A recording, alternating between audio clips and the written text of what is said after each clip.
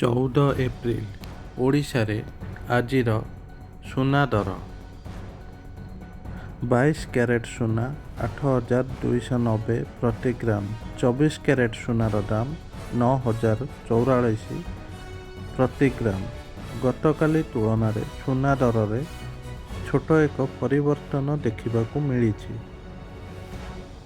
ସୁନା ଦର ଦିନକୁ ଦିନ ବୃଦ୍ଧି ହେବାରେ ଲାଗିଛି।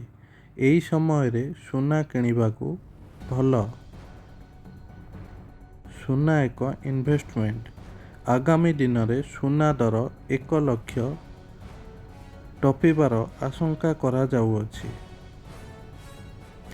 ଆଗାମୀ ଦିନରେ ବାହାଘର ସିଜିନ୍ ଆସୁଥିବାରୁ ଆପଣମାନେ ନିଶ୍ଚିନ୍ତ ଭାବରେ ଏବେ ସୁନା କିଣି ରଖିଦେବାଟା ଭଲ।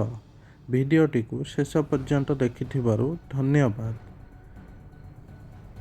ଦୟାକରି ଭିଡ଼ିଓକୁ ଲାଇକ୍ ଆଣ୍ଡ ସବସ୍କ୍ରାଇବ୍ କରନ୍ତୁ।